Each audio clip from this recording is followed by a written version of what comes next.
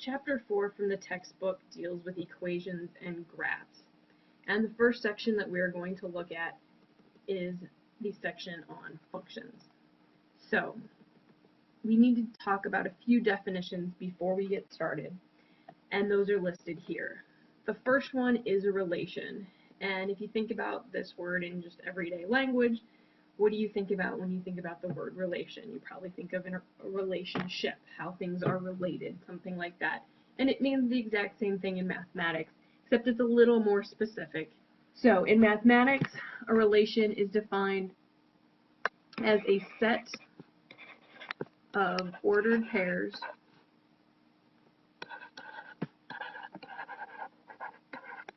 usually of numbers, can be of other things,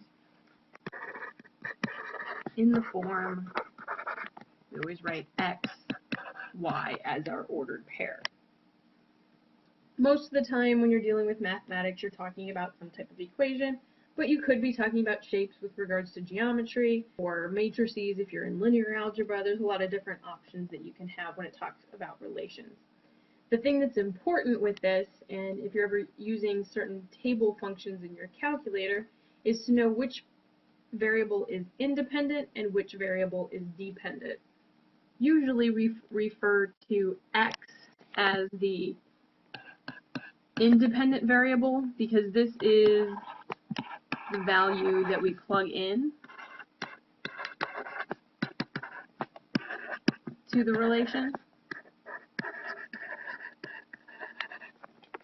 So we pick a number, we plug in x, and then we get as an output, dependent on those operations, we get y. So y is considered the dependent value because this is really the output of the relation.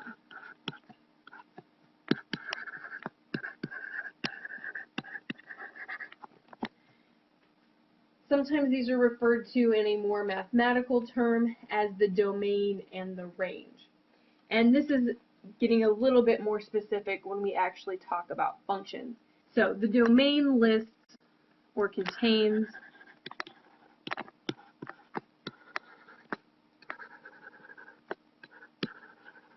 all of the numbers or values that can be input as the independent variable x. And the range is a group that contains all of the numbers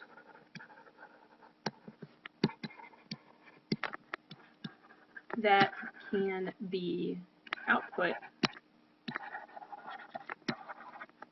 as the dependent variable.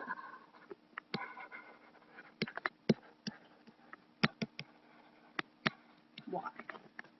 So domain is all of the inputs, all the independent variables, all the numbers that we can plug in, and the range is all of the outputs that we get from plugging in those values. Typically, most books kind of show this picture of kind of this group here, which we call the domain, and this kind of set over here that we call the range. And then we have either functions or relations that map an x value over to a y value. So it takes whatever that x value is, it multiplies it, adds it, whatever the algebraic manipulation or trigonometric manipulation is, and then it gives you this output, which is in the range. And these two sets of numbers can be the same or they can be different, and it's really up to whatever the function is to kind of produce these two groups of numbers. One thing to kind of keep in mind that is helpful when describing these, if you are listing out the actual numbers, is what's called set notation. And set notation just uses the curly brackets, and this just gives a list of all items. Sometimes you also see it where it says you've got the curly brackets or the braces, and it'll say something like X. This line means such that x is something, is a real number, is a natural number, is greater than 2, is less than 500. So again, this here means such that, so x such that x is, less than 300, some given condition. So it's helpful when we can actually list them out to actually list them, but a lot of times there's an infinite number of numbers or just way too many to list, and so we can give it this other condition, which is just to actually list the condition that these values fall into. So the last definition that I want to talk about is that of a function, and a function is kind of the foundation for algebra.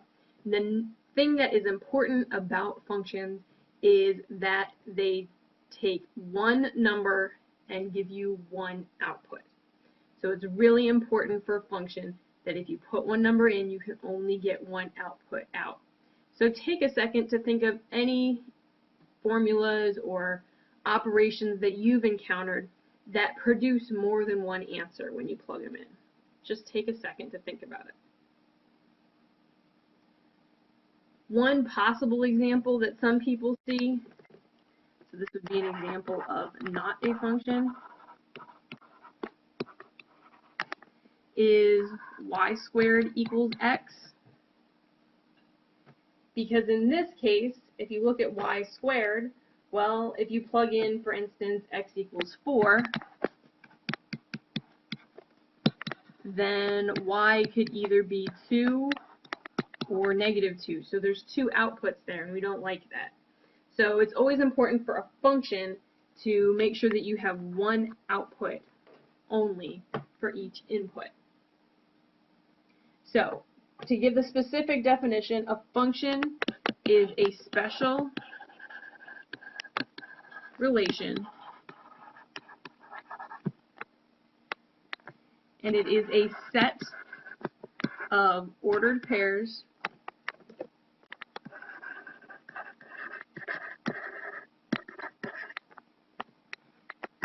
in which no two distinct ordered pairs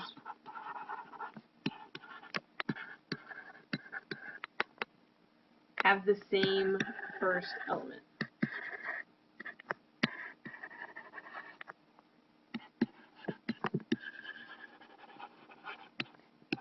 So again, what this means is that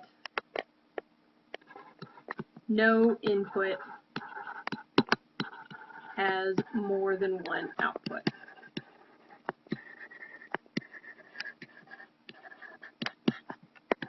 That's saying the same thing, because if you had an input that had more than one output, then you would have the same first element going to two different second elements.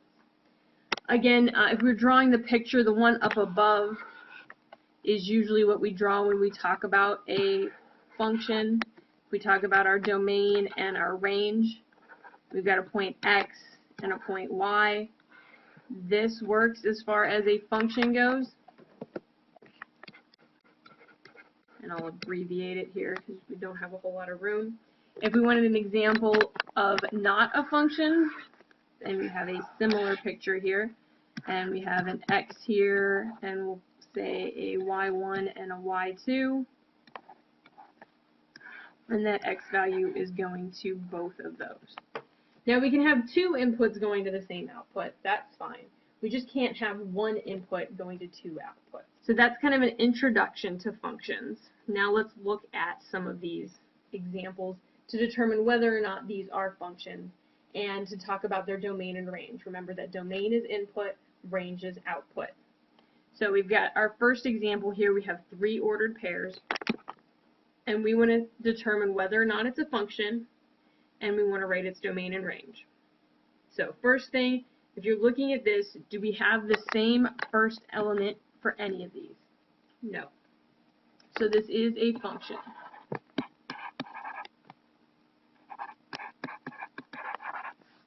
The next thing we want to do is we want to write the domain. And in this case, the domain is equal to, we can just list these, 2, 3, and 9. And the range in this case is going to be 4, 7, and 2.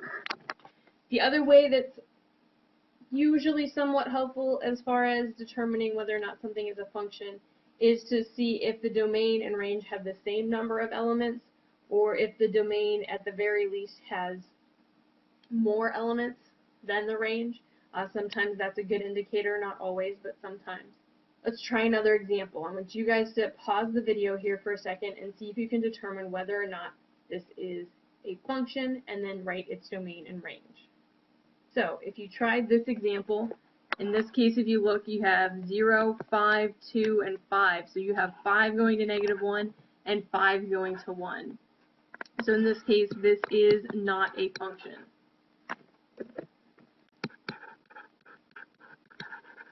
And that is because 5 goes to -1 and 5 goes to 1. It has 2 output.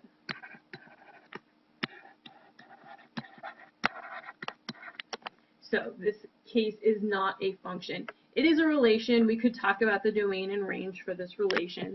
In this case, the domain is going to be 0, 5, and 2. You can write these in order if you want to. You don't have to. And we don't write the 5 twice because we already have it once. And then the range in this case is 2, -1, 7, and 1.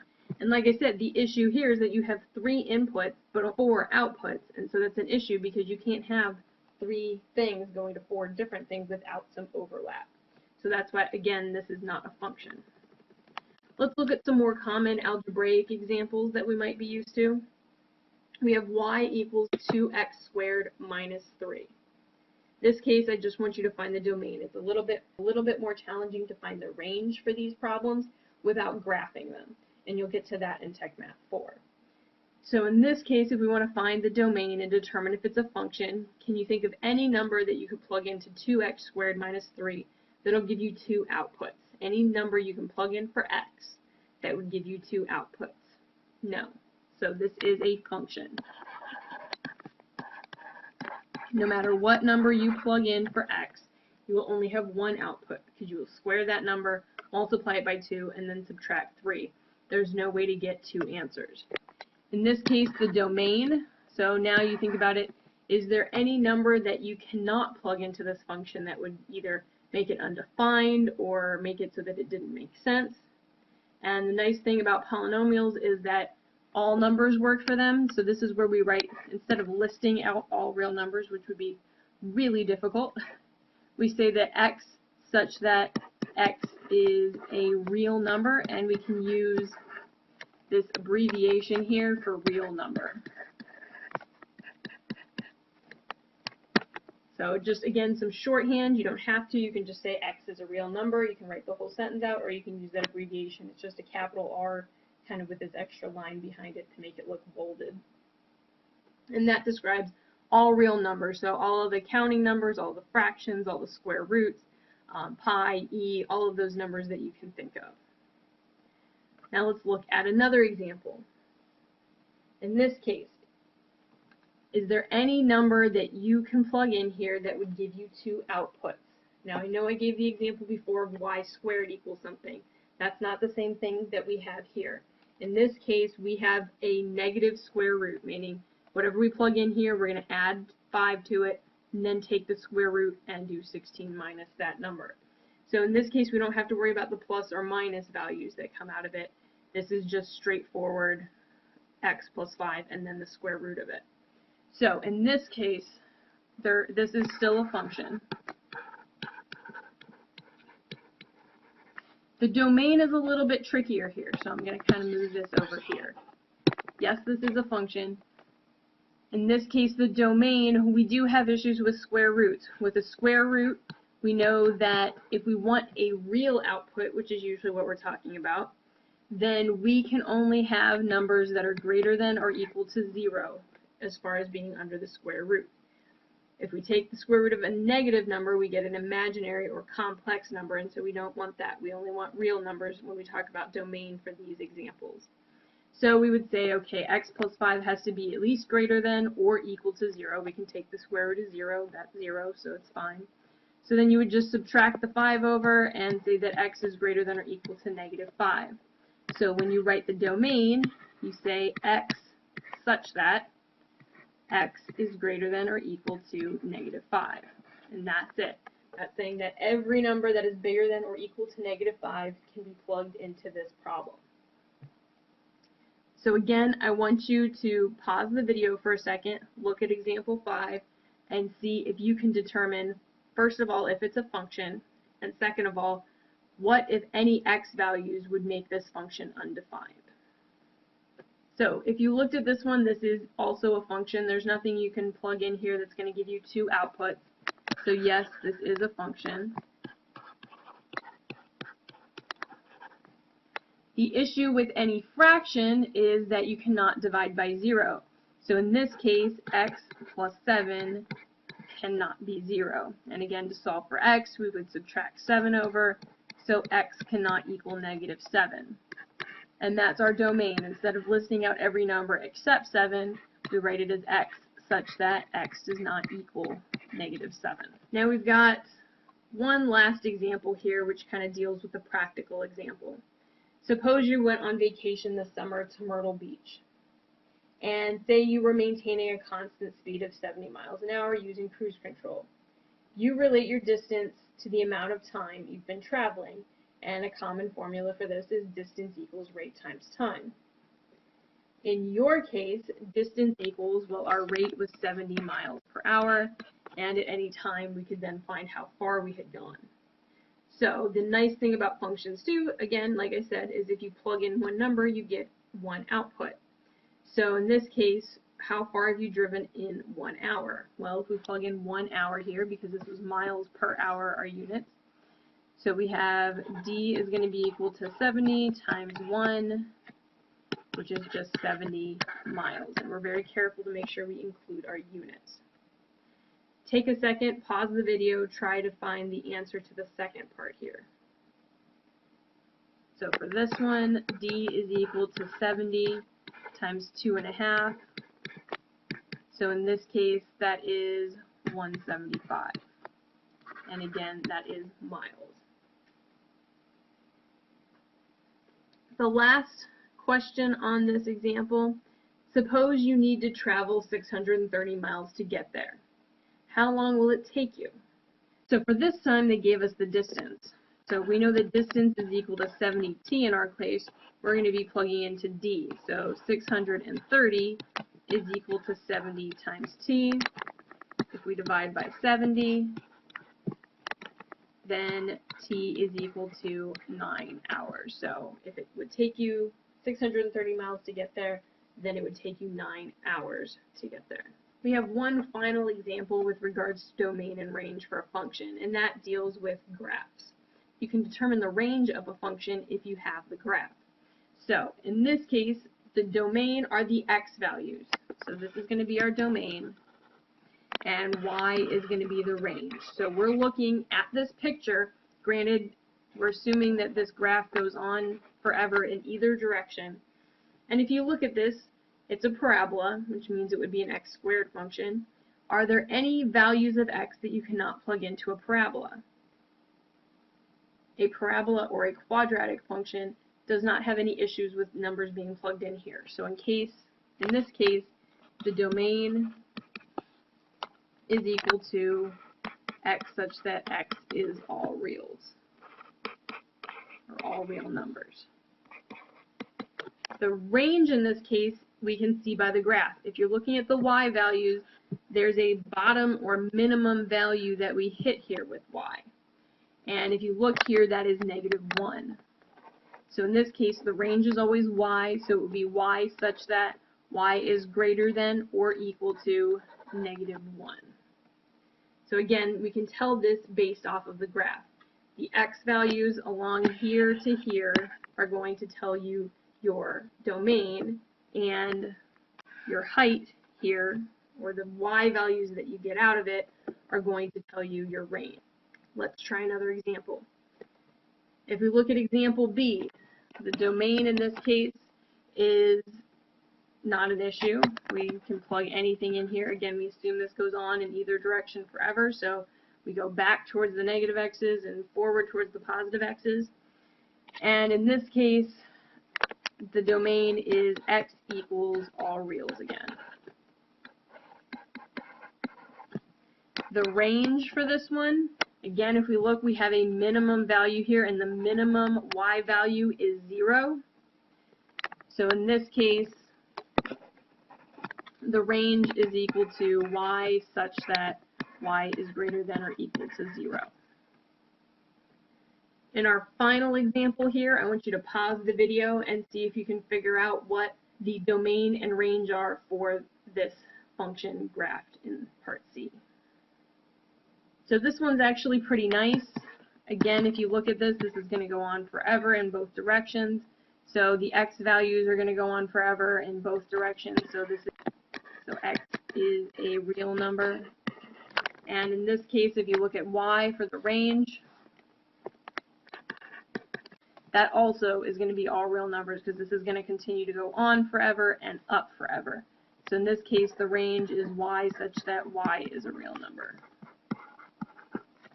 So this concludes the introduction to functions and relations.